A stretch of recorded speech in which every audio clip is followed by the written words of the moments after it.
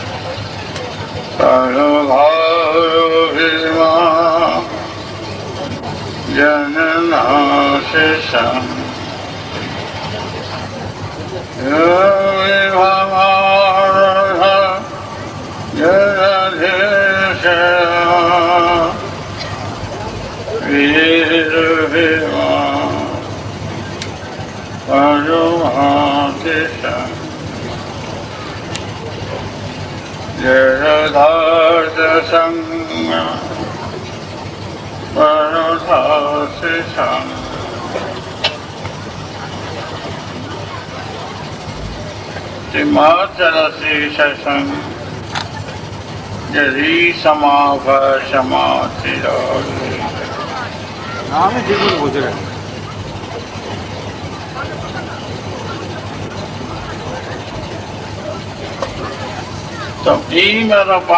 तम भरसी सचरा जरी समासिता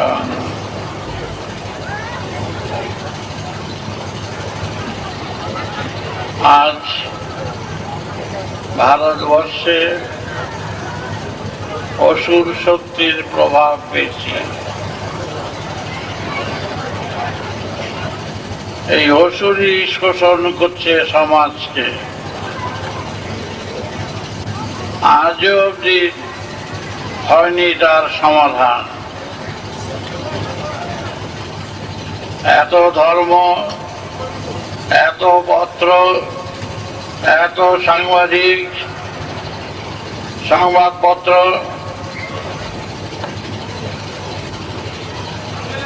এত সভা, কোনোটাতেই সমাধান করতে পারছে না। সমাধান করতে হলে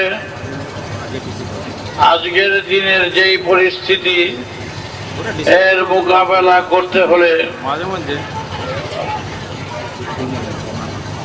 সেইভাবেই নামতে হবে।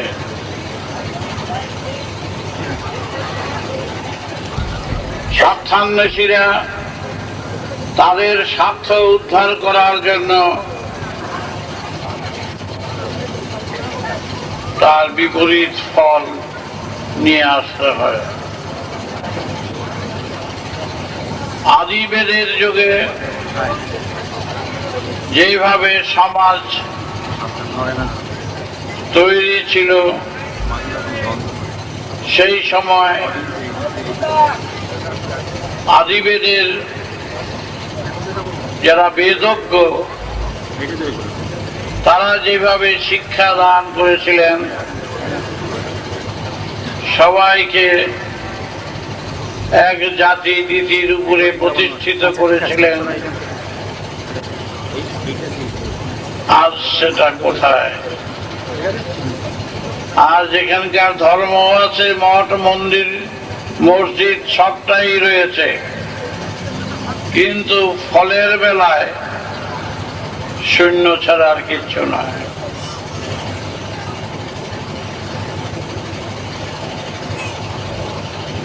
বেদ হচ্ছে অভেদ, নাই যেখানে ভেদাভেদ। সেইভাবে দেশে বেদের স্তোত্র বেদের গান গেয়ে গেয়ে সমাজকে এমন সুন্দরভাবে গড়ে তুলেছিল যেটা ভাষায় ব্যক্ত করা যায় না। আজও বেদের কথা বলে অনেকে, সেই বেদে অর্থ বিকৃত হয়ে যাওয়ার ফলে সমাজ আজ বিকৃত এবং তার অর্থ ভেদাভেদ সৃষ্টি হচ্ছে, জাতিগত নীতিগত বিবাদ বিচ্ছেদ হচ্ছে, অভাব অভিযোগের হাতে পড়তে হচ্ছে, শোষকেরা শোষণ করে দিচ্ছে।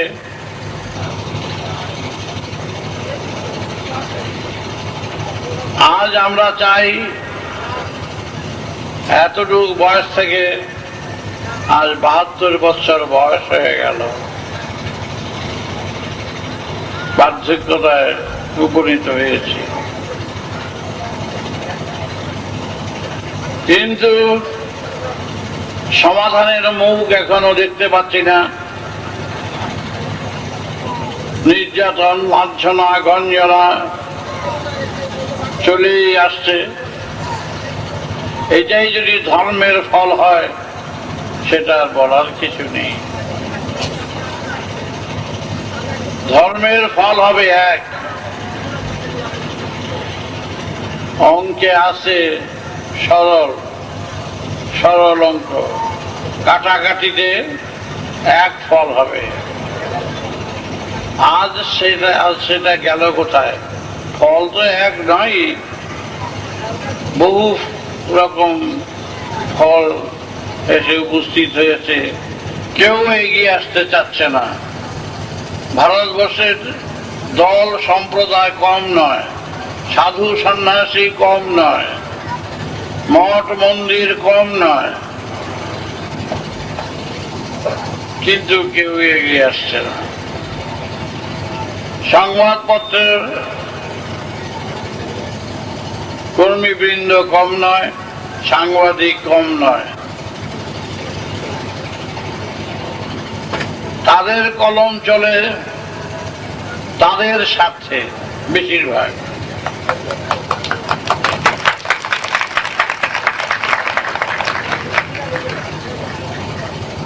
প্রতিবাদ যে করবে, প্রতিকারে যারা নামবে, তাদের উষ্ঠাগত প্রাণ।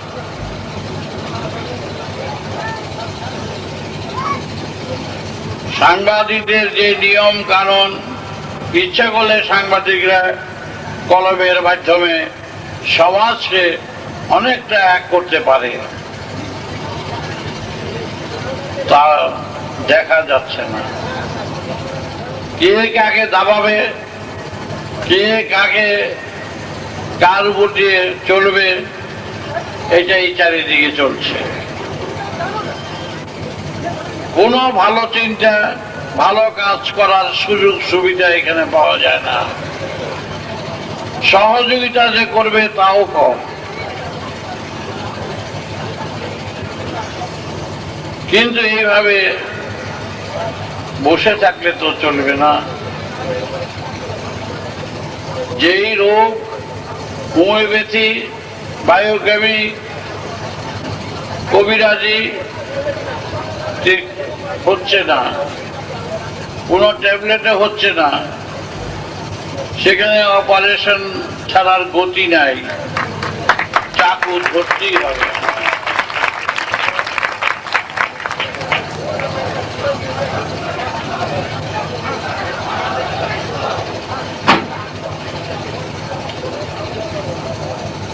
সেই চাকু ধরা খুন নয়, আরোগ্য করা, অসুস্থকে সুস্থ করা।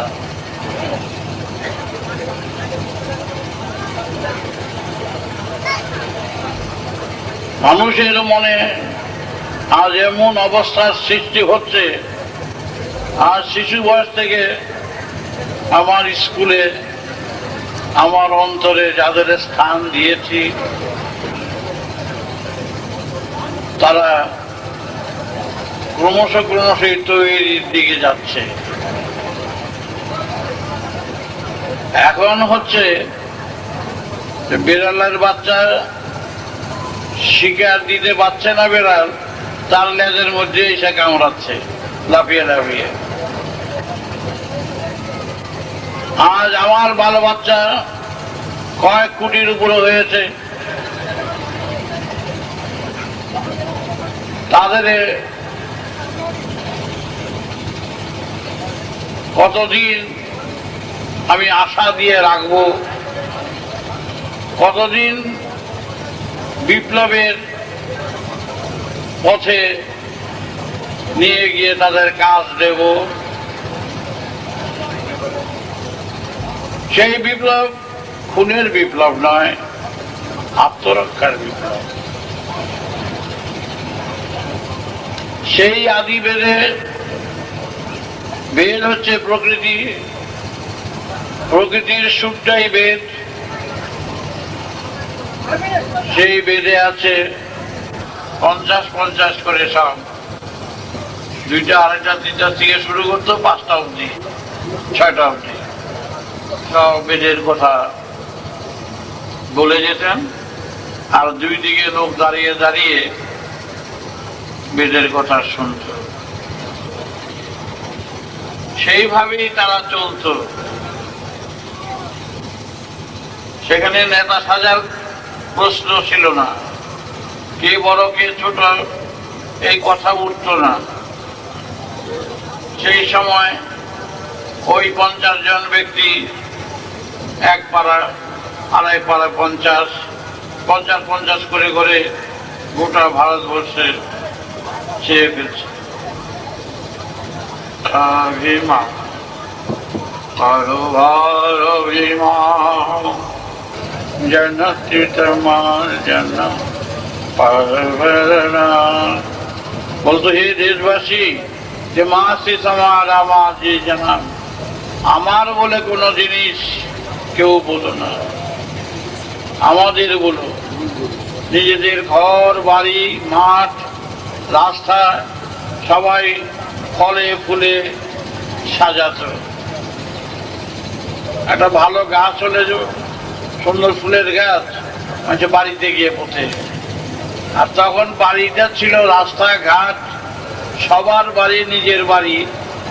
এই চিন্তা করে ভালো ভালো ফল ফুলের গাছ সমস্ত দেশের পেপিয়া রাস্তায় রাস্তায় পুঁতে দিত।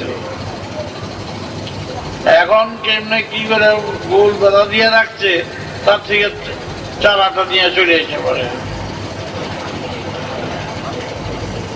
রাস্তা থেকে পারলে অন্য জিনিস নিয়ে এসে পড়ে।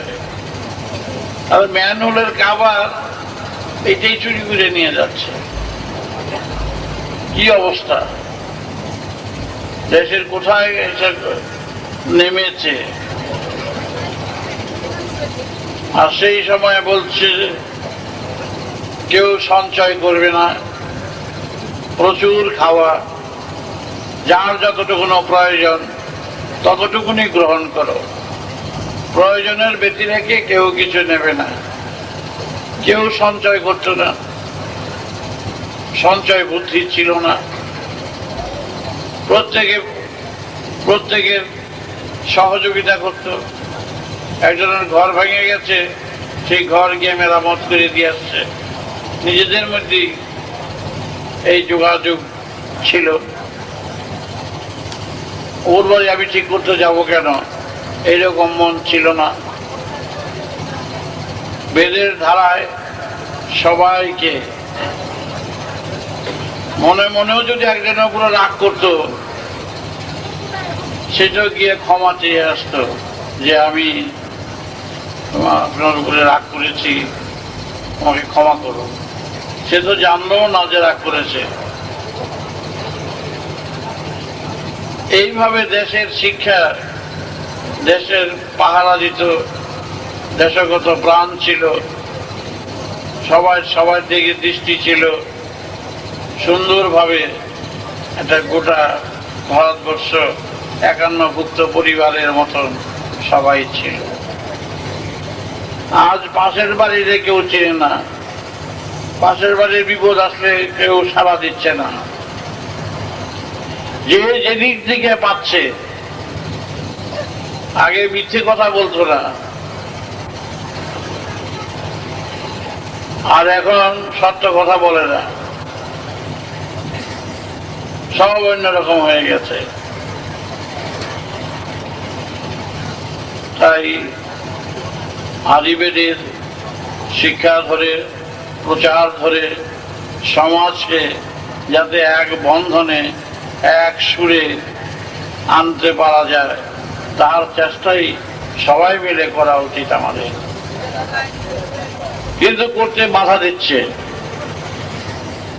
সব অন্যরকম হয়ে গেছে। তাই আদিবেদের শিক্ষা ধরে, প্রচার ধরে সমাজকে যাতে এক বন্ধনে, এক সুরে আনতে পারা যায়, তার চেষ্টাই সবাই মিলে করা উচিত আমাদের। কিন্তু করতে বাধা দিচ্ছে। ভালো কথা কেউ শুনতে চায় না, মন্দ কথা অনেকে শুনতে চায়।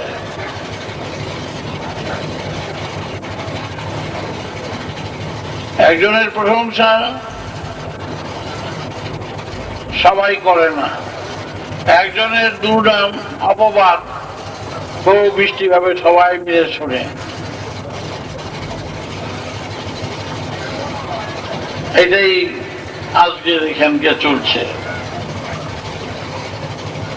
তাই আদিবেদের সুরে জামা সিসামা বা বারাভা সিসামাম বেদ অন্তম পারধি সাসারা সাংসা সিসামা, যে তোমরা প্রতিকার করবে,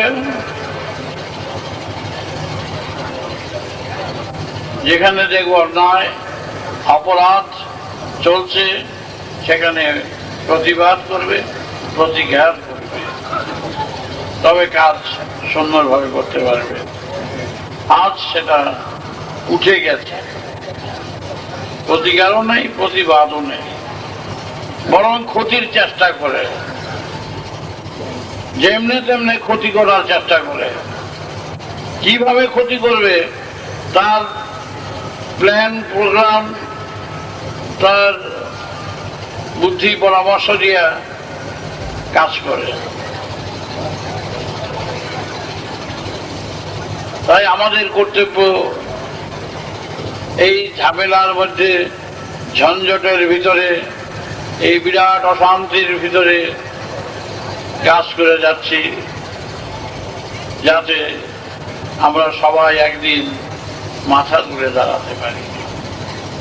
কিন্তু মাথা তুলে দাঁড়াবো দূরের কথা, মাথায় বাড়ি দেবে,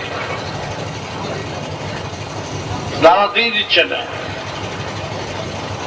সেখানেই বাড়ি দিচ্ছে। আর তার সহযোগিতা অনেক জুটে যাচ্ছে। সবচেয়ে সস্তা কাজ হচ্ছে এই জগতে বদনাম দেওয়া, অপবাদ দেওয়া, অপপ্রচার করা, সবচেয়ে সহজ কাজ, এবং এটাই এখানে বেশি চলছে। আমরা বেদের পূজারী, আজ লক্ষ লক্ষ সন্তান বেদ প্রচারে নেমেছে, বেদ প্রচার করছে, কর্মের ভিতর দিয়ে ধর্মের সুর আনছে। কর্মই ধর্ম, এটা বুঝতে চেষ্টা করছে, কাজকর্ম করছে, নানা লাঞ্ছনা, গঞ্জনা, অত্যাচার সহ্য করে তারা এগিয়ে যাচ্ছে।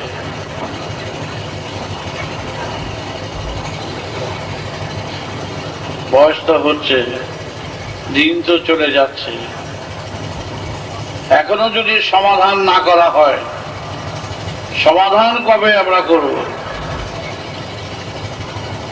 বুলি আওড়ালে চলবে না, বড় বড় কথা বললে চলবে না, কাজের ভিতর দিয়ে কথা বলতে চাই। সেইভাবে প্রস্তুতি নিয়ে আমরা এগিয়ে যেতে চাই। যারা শোষিত, নির্যাতিত, তাদের প্রতিকারের জন্য কেউ নামে না, মুখে বড় বড় কথা বলে। সেটাই আমরা বেদগত প্রাণ হয়ে, বেদের পূজারী হয়ে, অভেদের সাধনায় নিজেকে উৎসর্গ করে আমরা এগিয়ে যেতে চাই সেই সুরের পথে।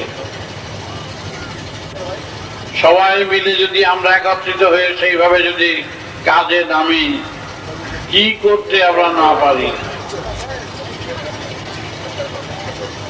বাধা আসবে প্রচুর, অপবাদ আসবে প্রচুর, তার ভিতর দিয়ে আমাদের কাজ করতে হবে।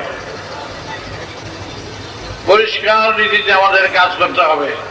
বেদবান ভীষা শিশি সমাম বেদম মন্ত্র ভারত ভূষা শিশি শিশান যশাতি মা শিশি সমা বেদ মন্ত্র ভারত শিশি সমা। আজ এত সন্তান কিসের জন্য করা হয়েছে? এতটুকু বাচ্চা বয়স থেকে কেন করা হয়েছে?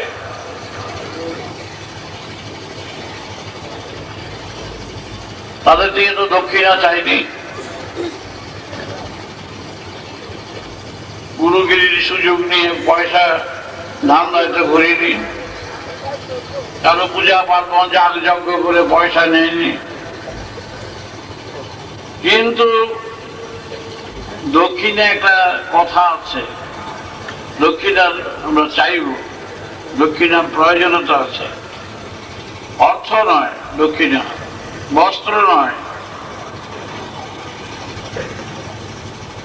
এই সমাজের বুকে যারা অনিষ্টকারী, ক্ষতিকারক, সর্বনাশক, তাদের বিরুদ্ধে প্রতিবাদ করতে গেলে, প্রতিকারে নামতে গেলে যে ব্যবস্থা দরকার, সেই ব্যবস্থায় যদি আমরা সমবেতভাবে একত্রিত নামি, একত্রে যদি কাজ করি, তবেই হবে আমার দক্ষিণের উপযুক্ত মূল্য।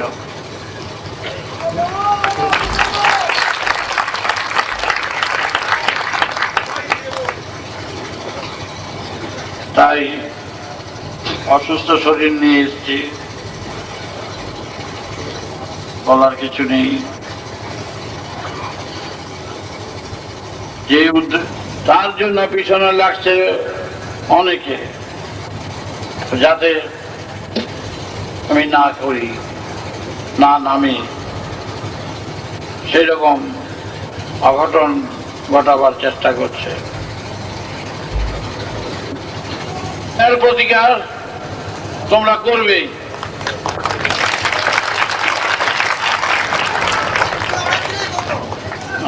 আমরা ক্ষতি করতে চাই না।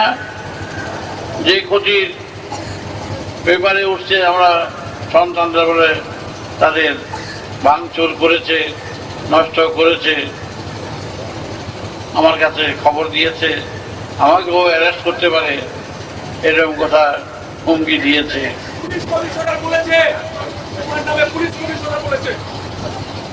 কি বলেছে? হ্যাঁ,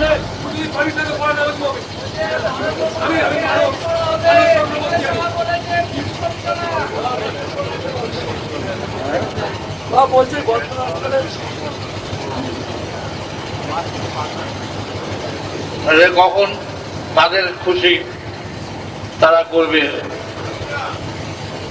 কিন্তু কয়েকজন ব্যক্তি যদি আক্রমণ করে থাকে, যেটা আমার হাতে এইরকম খুচরা মশা মারতে গিয়ে কামান দেখাতে যাব না।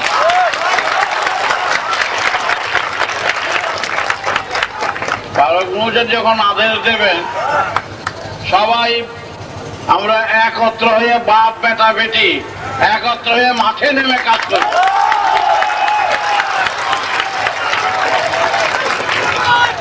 কিন্তু এইরকম খুচরো কাজ বারগুচারি করে না। আর যদিও বা কেউ করে থাকে, বাইরের লোকই করুক আর সন্তান দলের কটা ছেলে করুক, তার জন্য সব সন্তানদের নিয়ে কথা বলবে কেন? এটা তো ঠিক নয়। সব সন্তানদের উপরে দোষারোপ করবে কেন?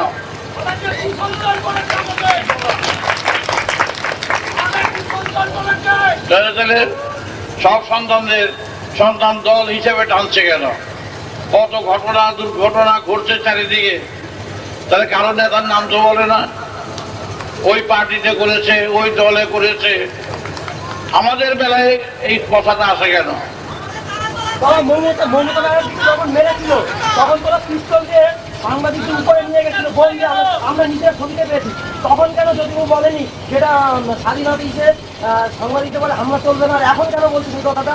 তবে তখন তো আমরা নিজেরা পিস্তল থেকে উপরে নিয়ে গেছি, ক্যামেরা কেড়ে নিয়ে গেছি, তখন তবে ওরা মনে করে তোরা মেরেছে তো এখন কিছু বলবে না। তারা, আমি কারো কিছু বলবো না। এইটা একটা বড় কাজ করছে, আর তোমাদের উপকার করেছে।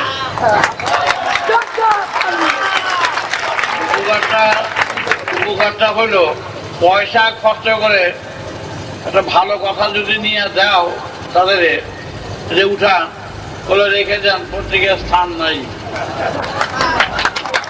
পত্রিকার স্থান নাই। আর এখন এত জায়গা কোথায় পেল?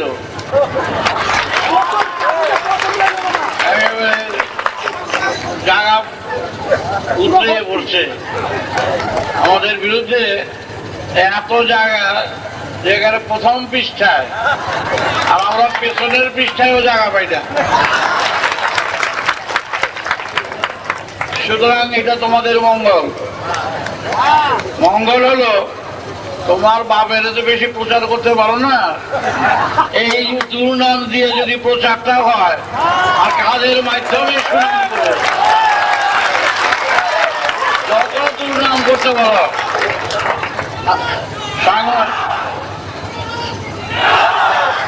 সংবাদপত্রে বলবা আপনারা দয়া করে আমাদের প্রশংসা করবেন না, যত আছে গণেশের বাহক ছুচু থাকে নর্দমায়।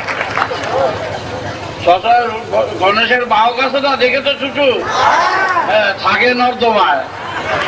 তাহলে তাকেও তো গণেশ গণদেবতা বলে, তো নিয়ে আসো ছুচুকে, তো নিয়ে আসছে। আমাদের অপবাদ হলো ছুচু, টেনে নিয়ে আসো। অপবাদ দিতে করবে, কারণ দয়া করে কোনো প্রশংসা লিখবেন না। আর অপবাদ দিতে গেলে প্রথম পৃষ্ঠায় প্রথম স্থানে একেবারে ফলাও করে তোমাদের বাবাকে বসিয়েছে, বড় বড় অক্ষরে উঠা। প্রচার তো হচ্ছে, দুর্নামে হোক আর যার নামে হোক। ধাপার মাঠে যেতে গেলে একটা দুর্গন্ধ আছে, কিন্তু ধাপার মাঠের আবর্জনাই গাছের সার হয়, গাছের সার হয়। সুতরাং তোমাদের বাবাকে যেমনে তেমনে যেইভাবে খুশি, আমি একবার প্রেস কনফারেন্সে প্রায় শতেকখানি সাংবাদিকরা এসেছিলেন, তখন দাঁড়িয়ে শুধু একটাই কথাই বলেছি যে আপনারা আমার প্রশংসা করবেন না, যত দুর্নাম পারেন, পয়সা খরচ তোমাদের নাই, পকেট থেকে টাকা বার করতে হবে না, ইচ্ছা মতন বদনাম দেন। সেই বদনাম দিয়েছে, দিতে দিতে 5-6 কোটি লোক তো হয়েছে, বলো 5-6 কোটি লোক হয়েছে। আর ঘি ছিটিয়ে 5টা লোক ওরা একত্র করতে পারে, আর আবর্জনা ছড়িয়ে যেখানে অসার সেখানে সার হয়ে গেছে। তোমরা মনের দিক দিয়ে কোনো দুঃখ পাবে না। ঠাকুরে কখন নিয়ে যায় ভ্যানে করে, 1000 ফটোগ্রাফ এসে সমস্ত পত্রিকায় ফলাও করে উঠাবে। এইটা হবে তোমার বাবার সম্মান, বাবার সম্মান। কে নেবে বাবা? পুলিশ?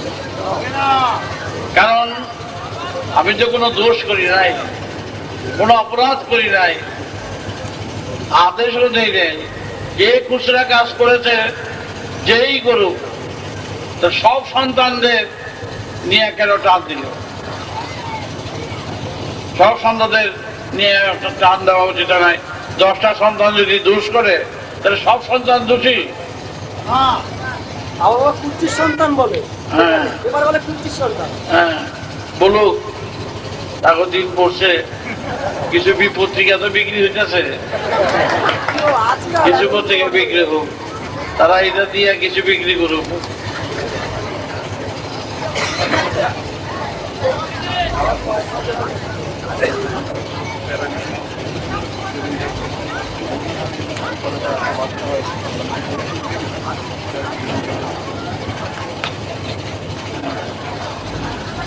বাচ্চা দুই রকম ভাবেই হয়,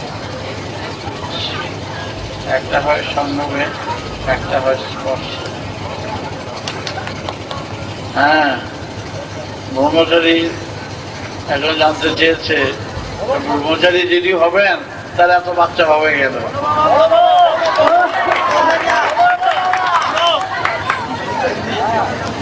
সুতরাং এই চুচুর যে বাচ্চা হয়, ওই মানুষের তাপটা আইসা মানুষের পার গাছ দিয়ে একটু স্পষ্ট করা যায়, রাস্তায় দেখবে, তাদের বাচ্চা হয়। ওই মানুষের তাপটা ও উপভোগ করে। মনে বাচ্চা হয়, স্পর্শে বাচ্চা হয়, সঙ্গমে বাচ্চা হয়।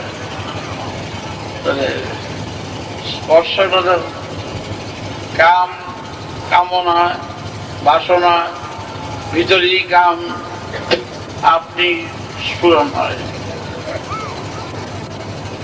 সেখানে স্পর্শে কত লোকের বাচ্চা হয় নাই, স্পর্শে অনেকের বাচ্চা হয়েছে।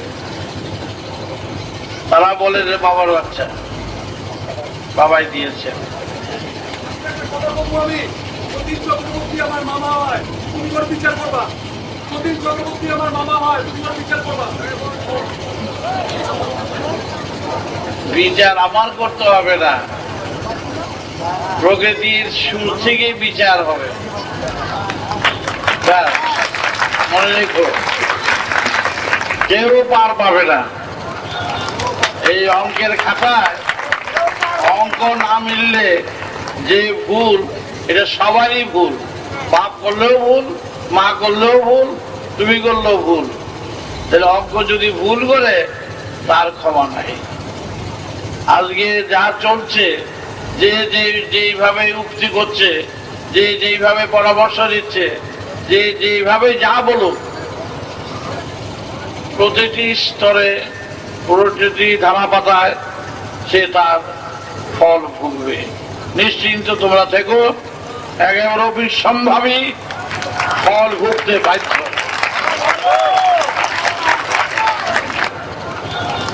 এই অঙ্কের খাতায় অঙ্ক না মিললে যে ভুল, এটা সবারই ভুল। বাপ করলেও ভুল, মা করলেও ভুল, তুমি করলেও ভুল। তাহলে অঙ্ক যদি ভুল করে তার ক্ষমা নাই। আজকে যা চলছে, যে যেইভাবে উক্তি করছে, যে যেইভাবে পরামর্শ দিচ্ছে, যে যেইভাবে যা বলুক, প্রতিটি স্তরে, প্রতিটি ধারা পাতায় সে তার ফল ভুগবে। নিশ্চিন্ত তোমরা থেকো, একেবারে অবিসম্ভাবী ফল ভুগতে বাধ্য। সুতরাং আমি তো কারো নিন্দা করতে যাইনি, আমি তো কারো সমালোচনা করতে যাইনি, আমি তো কারো আঘাত দিতে যাইনি। আমার ভালোবাসা দিয়ে সবাইকে এক সুরে আনতে চাইছি।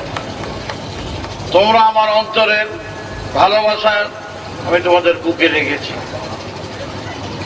যেইভাবেই হোক,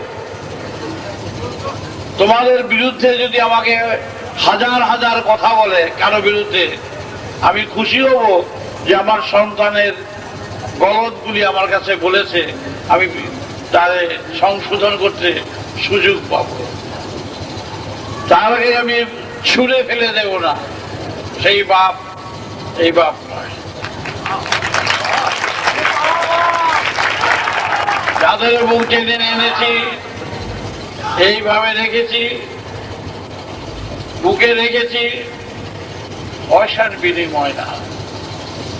তোমাদের কাছে পয়সার বিনিময় না। এক বড় লোক আসলো, তারা আদর করলাম বেশি, আরেকজন না আদর করলাম না, তা নয়। এক সুরে গাথা, তোমরা আমার বুকে আছো, এটাই যথেষ্ট, আর কিছু বলার নেই। বাপ একটি কথা মনে রাখবে, যারা দীক্ষা নিয়েছ, বাপ ডাকাত হইল সে বাপ, বলো। যে যা খুশি বলে বলুক তোমার বাপকে। আমি পুত্র বলে যখন গ্রহণ করেছি, তুমি বাপ বলে গ্রহণ করেছ, এক রক্তের সম্পর্ক হয়েছ, এবং সেইভাবেই তোমরা চলবে, তার ব্যতিক্রম তোমরা চলবে না। আদেশ যখন করব, সেই আদেশ মাথা পেতে নিয়ে সেইভাবে যুঝবে, সেইভাবে লড়বে। এখানে অন্য কিছু ব্যাপার নেই। কারো ডাকাতি করতে যাব না, কারো ক্ষতি করতে যাব না, কিন্তু যারা সর্বনাশক, যারা ক্ষতি করে বেড়াচ্ছে, তাদের রেহাই দেওয়া হবে না। পরিষ্কার কথা। তাদের ঘোষারির বদনাম করুক যে সে ইঙ্গিত দিচ্ছে, নির্দেশ দিচ্ছে, এলে খুচরা ঝগড়া করতে ঘোষারি অফিসে যাবে না। তারা ইচ্ছা মতন, সন্তানেরা বলেছে যে বাবার আদেশে এসছি, বাবার আদেশে প্রতিবাদ করতে গেছে, বাবার আদেশে ভাঙ্গাচুর করতে আদেশ দেবে না। বাবা এত খেলু লোক নয় যে ভাঙ্গাচুর গিয়ে কর, একবারই ভাঙবো, ভাঙতে গেলে একবারই ভাঙবো। এই খুচরো ঝগড়া করতে আমি যাবো না। এতগুলি বাল বাচ্চা, কয়েক কোটি, যদি 5-6 কোটি হয়, 5 কোটি হয়, 1 কোটি বাদ দেবো, ঘরে বসাবো, 4 কোটির হাতে লাঠি দিয়ে দেবো।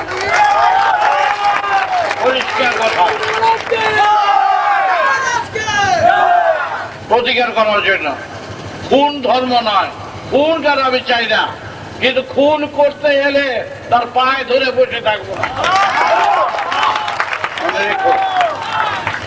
তাহলে ফুল বেলপাতা দিয়ে পূজা করা হবে না, তার উপযুক্ত ব্যবস্থা আমরা করবো। হওয়ার পরে না, আমি তো একদিন বলেছি, DSL-এর কাঠি আর DSL-এর বাক্স হাতে রয়েছে, দুইটা ছেদ করে বাকি, দুইটা লাগিয়ে দিলেই হয়ে গেল। সব আল বাচ্চা ঝাঁপিয়ে পড়বে। কালকে বিয়ে হয়েছে, আজকেই তারা স্বামী স্ত্রী নেমে যাবে। তাহলে সেটাই তোমরা দেখবে। এবং কে দেখলো, কে একটু খুচরো ঝগড়া করলো, ওরা বিক্রি করুক, ওরা চলুক, আমাকে এগুলি নজর দেওয়ার কোনো প্রয়োজন নাই। তো যাই হোক, বেদের সুরে তোমার সুর বিলাও, দেহ বিনা যন্ত্রে, এই যন্ত্র বাজাও। মূলাধার থেকে সহস্রারে সারা গ্রাম রয়েছে, সারা গামা বাধা দিশা রয়েছে, সেই সুর দাও। মা বাবাকে ভালোবাসবে, মা বাবাকে ভক্তি করবে, স্বামী স্ত্রী অযথা ঝগড়া করবে না, সংসারের কর্তব্য দিক খেয়াল করবে, সংসারের কর্তব্য ফেলে কাজ করতে হবে না। যতটুকুনো কাজ করবার সংসারের কর্তব্যটুকু দিকে দেখে লক্ষ্য করবে। বাবা মার সুখ দুঃখের কথা ভাববা এবং তার শ্রদ্ধা করবে। এইটাই হলো ট্রেনিং। বাপ মাকে ভালোবাসা চাই, সংসারটাকে ভালোবাসা চাই, তবে তুমি দেশকে ভালোবাসতে পারবে, দশকে ভালোবাসতে পারবে। মনে থাকবে, মা বাবাকে অবজ্ঞা করবে না।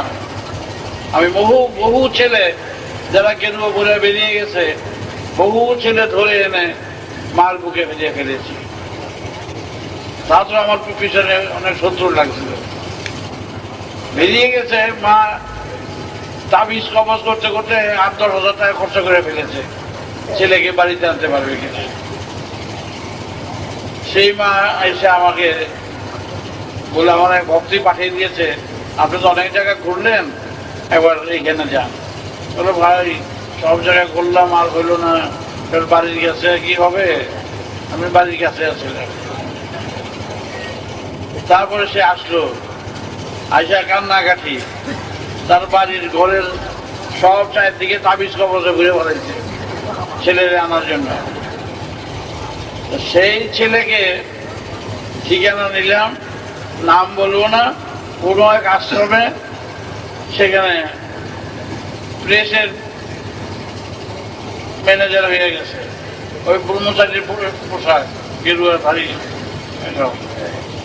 সে সেখানে গেলে গিয়ে সেই ঠিকানা নিয়ে তার ওখানে গেলাম। একটা শ্রীমৎ ভগবত গীতা নিয়ে উঠছি। বড় কাজ করতে গেলে কৌশল একটু করতে হয়। আমি গিয়ে গেছি বলি চাদর গায়ে, মহারাজ কে আপনার কাছে একটু গীতা বলতে আসছি, আমাকে একটু পড়ে শোনাবেন, একটু শ্রীমৎ ভগবত গীতার তত্ত্ব আমাকে শোনাবেন। নিশ্চয়ই নিশ্চয়ই নিশ্চয়ই, কিন্তু আমি এই আশ্রমে শুনবো না, ওই সামনে বট গাছটা আছে, তার তলায় বসে আমি পড়তে চাই, শুনতে চাই। তখন রাজি হইল। একদিন গেলাম, ভগবত গীতার সে ব্যাখ্যা করছে আমাকে।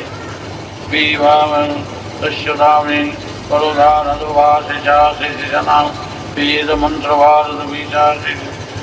শ্রীমদ ভগবত গীতা এবারে এবং যুক্ত ভক্ত বিরাজ্য এবং ধর্ম সংস্থাপনার্থায় সমভামী যুগে যুগে সব বুঝাইতে শুরু করতে পারে।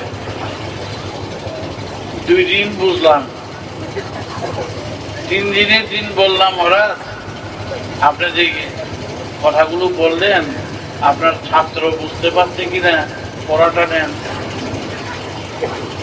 তখন হ্যাঁ হ্যাঁ হ্যাঁ হ্যাঁ হ্যাঁ বলো, গীতাটা বুঝিয়ে রেখে আমি বলতে শুরু করছি। বুঝছি কিনা দেখেন তো। শ্রীমহাপরমীশা সম্ভরতি ভাষতে শ্রবা বীরমা শ্রীমৎ ভগবত গীতা পরমীমানভো জনতি সমাম দশাতি মাঝে জনা পারবাবিতাং। 3 ঘন্টা একটানা বলেছি এইভাবে। বলার পরে ওর চক্ষু ছানা বলা হয়ে গেছে, এরকম বড় হয়ে গেছে। পরবাতি সমপি মনসাসরং, যে শেষবেলা বলছি, যে সন্তান মা ছেড়ে আছে, মাকে দুঃখ দিয়ে আছে, তাকে সন্তানের যোগ্যতায় তার যোগ্য নয়, সে সন্তানের যোগ্য নয়। পরবাতি সহজে যেন মায়ের বুক ঠান্ডা করা চাই, সন্তানের এটা প্রধান কর্তব্য। এবং যারা ঘর ছেড়ে দিয়ে যারা ঘর তৈরি করে, ঘর ছেড়ে দিয়ে যারা ঘর তৈরি করে, তারা কি ত্যাগ করে সংসার? মেয়েকে বিবাহ দেওয়া হয়, মেয়ের ঘর ত্যাগ করলে, মেয়ের ঘর ত্যাগ করে শ্বশুর বাড়ি ঘর এসে করতেছে, ত্যাগ তো করলো না। তারপরে অনেক করা হয়, সে হঠাৎ আবার হাতে ধরছে, ধরে কি তুমি কেন আমার কাছে বুঝতে আসছো, কি ব্যাপার? ব্যাপার তুমি শুনবে কথা? বলে হ্যাঁ শুনবো। তুমি যেমনি আমাকে ধরেছ, আমি আবার তোমার হাত ধরলাম, চলো যাই বাড়ি। এখান থেকে বাড়ি যেতে হবে, ছেলে ধরার মতো নিয়ে চললাম। ট্রেনে উঠলাম, টিকিট কাটা হলো, তারপরে গিয়ে মার কাছে গেলাম, ওর মার কাছে হাতে দিয়ে দিলাম, এই নাও তোমার ছেলে। মা না করে চলে ধরছে আমারে, বলে যা তুই এখন গেছো পুকুরে স্নান করে আয়। মা বলছে আইজা দীক্ষা নে। ও পুকুরে স্নান করলো, দীক্ষা নিল। ও পকেট থেকে টাকা বাইর করতেছে, 101 টাকা বাইর করতে। আমি বললাম এটা রেখে দাও, তোমার কাজে লাগবে। তুমি আমাকে দক্ষিণা তোমার কাছে একটু চাই, তোমার মাকে তুমি অন্তর দিয়ে শ্রদ্ধা করবা, ভালোবাসবা, মাকে দুঃখ দিবে না, মার কথা শুনবে, বলো। বলে তখন ও আমার কাছে স্বীকার করলো যে হ্যাঁ করবো, এই আমার দক্ষিণা, আর কিচ্ছু না। তারপরে চলে গেল। হঠাৎ 2-3 বছর, প্রায় 4 বছর হবে পরে বর্ধমান স্টেশনে আমি একটু এমনি হাঁটছিলাম, 8-10 হাজার লোক আমাকে দিতে আসছে। আমি দেখি 2টা বাচ্চা লইয়া একজন আসতেছে, চেনা চেনা লাগছে। তারপরে কাছে আসতে বলে জানি এই শিকি দোয়ানি বই পেলে ব্রহ্মচারী মহারাজ। হ্যাঁ হ্যাঁ আছে। এই যে বলছিলাম, স্ত্রীরে বলতেছে যে বলছিলাম এই জন্যই এখনই দীক্ষা নিয়ে নাও। দীক্ষা নিল, বলে মা গত হয়ে গেছেন। আমি বললাম যাক, কেমন আছো? এখন বুঝতে পারছি 9টা বছরে ভুল করছি। 9টা বছরে ওই যে আশ্রমে ছিলাম আমি ভুল করেছি। আপনি যে পথ দেখিয়ে দিয়েছেন আমি সেইভাবেই আছি, মায়ের কথা মতো চলে আসছি। 2টা বাচ্চারে আশীর্বাদ করলাম, বিস্কুট কিনে দিলাম, লেখা খুব ভালো আছে। তার যে কান্না, ছেলে পেয়ে যে কান্নাটা করেছে আমার কাছে, এই চোখের জল তুলনা হয় না। আমি আমার স্কুলে এতগুলো সন্তান, লক্ষ লক্ষ সন্তান, আমি তো কেউ বুঝে বার করে দেয়নি। ছেলে মানুষ করছি, অন্যের ছেলে বাড়িতে পাঠিয়ে দিয়েছে, যেতে চায় নাই, কান্নাকাটি করেছে, হাওড়া স্টেশনে তুলে দিয়েছে, নিজে গিয়ে যাও মারে গিয়ে সম্মান করো, মাকে গিয়ে দেখো। তার মানুষ করে দিয়া তার থেকে অর্থের আকাঙ্ক্ষা করিনি, সে আমাকে কিছু দেব সেটা আমি চাইনি। তোমরা সেই মাকে দেখো, বাবাকে দেখো, গুরুজনদের দেখো, স্বামী স্ত্রীর মিল থেকেও এই খটাখুটি, ছোটখাটো ব্যাপার নিয়ে খটাখুটি করবে না। খটাখুটি করতে কিন্তু জঘন্য যায়। আচ্ছা,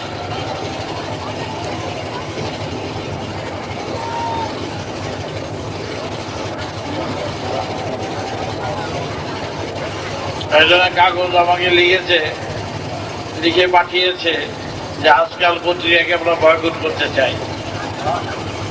বলছে, লেখায় বলছে, সেটা এই বিষয় শত্রুতা করে বলে আমাকে কামড় দিলে আমি তাকে কামড় দেব? সে শত্রুতা করে বলে আমি তার শত্রুতা সাধন করতে চাই না। আগেই তো এসে বললাম, মশা মেরে কামান দেখাতে চাই না, কামান এক জায়গায় দেখাবো যদি প্রয়োজন থাকে। সুতরাং এই কথাটা তার হাতে সে ভক্তির ঘরে দুঃখে কষ্টে এই কথাটা আমার কাছে জানালো। আমি বললাম যে তোমরা আজকাল কিনবে, আজকাল করবে, আজকালের বিরুদ্ধে আমি কথা বলবো না। অতটা ছোট মন নিয়ে আমি চলি না।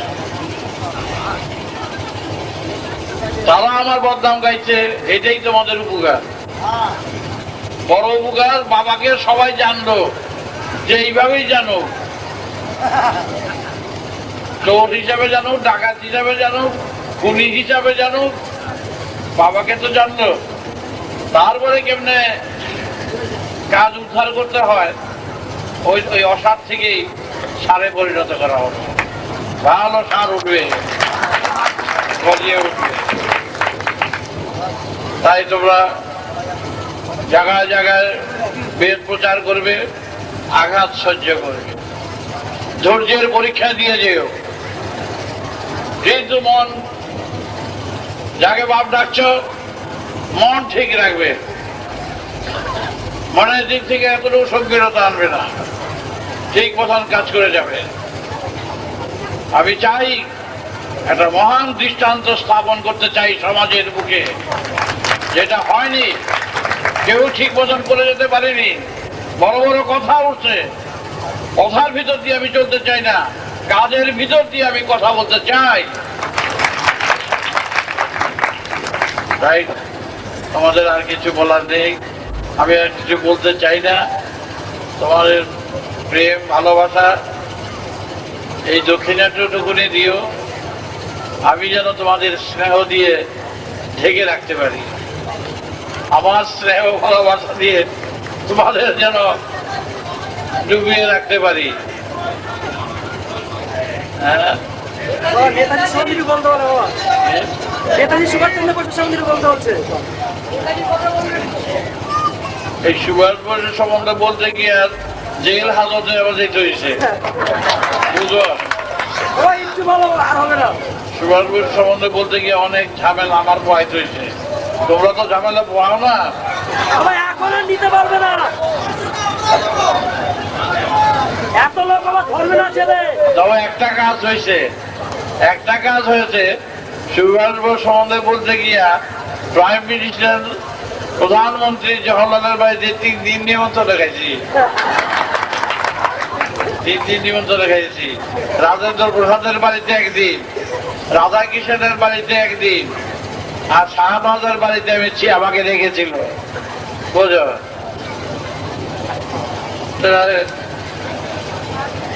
প্রধানমন্ত্রী আমাকে নিমন্ত্রণ করলো কেন? চলো, কোন প্রয়োজন? তার লগে আমার লগে পারমিট লাইসেন্সের সম্পর্ক নাই, রাজনীতির সম্পর্ক নাই, কিচ্ছু না। আমি বড় জঙ্গলে থাকি, কোথায় থাকি তার নাই ঠিক, আমার হঠাৎ নিমন্ত্রণ করে পাঠাইছে। এটা তো আমি তখন আশ্চর্য হয়ে গেছি, যাই একটু নিমন্ত্রণ খাই আছি।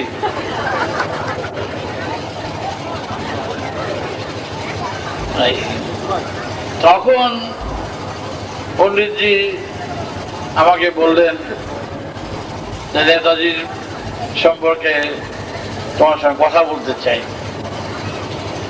নেতাজিকে মাথায়। আমি বললাম সর্বনাশ, নেতাজির কথা আমি বলবো? আপনারা সব জানেন, আমি কতটুকু জানি। তারপরে দেখি বাড়াবাড়ি বলছে, নিজে ফুটি খেয়ে আবার খাওয়াইতে আছে নিজ হাতে, আর নেতাজির বাচ্চা দেখছে, একজন নেতাজি সম্বন্ধে জানতে চাইছে। আমি তখন পণ্ডিতজিকে বললাম, পণ্ডিতজি তুমি যদি বিশ্বাস করে আমাকে কোনো কথা বলো যে কারো কাছে বলবে না, আমি সেই কথাটা কি কারো কাছে বলা উচিত? কেন না, তার কারণ এটা বিশ্বাসের। আমি শত্রু হলো, তুমি যদি আমার শত্রুও হয়ে যাও, তবে তোমার কথা আমি কারো কাছে বলবো না, যে কথাটা বলে দিয়েছ। এইরকম কথা যদি সুভাষচন্দ্র বসুর সাথে আমার আলাপ হয়ে থাকে, যতটা জানা থাকে, সেই কথাটা তোমার কাছে ফাঁস করাটা কি ঠিক হবে? বলো। সুতরাং আমি যতটা বুঝেছি, আমি যতটা জেনেছি, সেই সময়, আজ কত বছর হয়ে গেল, সেই সময় 1939-এ বোসের সাথে আমার ঢাকার সদরঘাট একটা মিছিল হয়েছিল। তখন বলেছিলাম, তারপর তিনি কোথায় গেলেন, কিভাবে রইলেন, সব আমার কাছে একটা চিঠিও আছে, লেখা আছে, হাতের লেখা আছে, সই করা কাগজ আছে। 62 সনের 1962-63 কাগজ।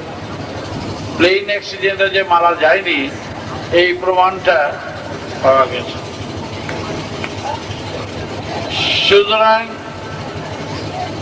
আমাদের ধারণা, আমাদের বলা, আমাদের সুভাষ আমাদের কাছে জীবিত,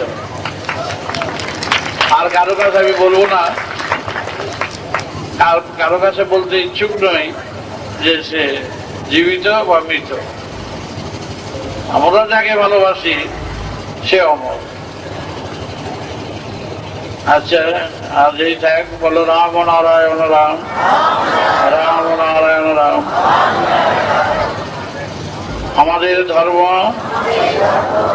বেদ ভিত্তিক, যুক্তি ভিত্তিক, বিজ্ঞান ভিত্তিক, সুর ভিত্তিক। আমাদের ধর্ম গল্প নয়, কল্পনা নয়, ভাব নয়, উচ্ছ্বাসে নয়, প্রত্যক্ষ প্রমাণের উপরে নির্ভরশীল। আচ্ছা, যারা দীক্ষা নেওয়ার কেউ আছে, যারা দীক্ষা নেবে আমি কিছুক্ষণ বলবো, তাহলে তাদেরই যেন ছেড়ে দেয়, হ্যাঁ, তারা যেন ছেড়ে দেয়। তারা এইখানে এসে হাত তুলে তুলে আসবে, আমি দীক্ষাটুকুনো দিয়ে দেবো। দীক্ষা নিতে কারো কিছু লাগে না। ওরা আজকাল পত্রিকায় ধন্যবাদ জানিয়ে দিও, যা লিখেছে ধন্যবাদ জানিয়ে দিও, তাতেই যথেষ্ট। প্রিয় শ্রোতাবৃন্দ, আপনারা আপনাদের মতামত কমেন্ট করে জানাবেন এবং শেয়ার করে সবার মাঝে ঠাকুরের কথা ছড়িয়ে দেবেন এবং সাবস্ক্রাইব করে দেবেন, যাতে পরবর্তী অধ্যায়গুলো আপনাদের কাছে সহজেই পৌঁছে যায়। রাম নারায়ণ রাম।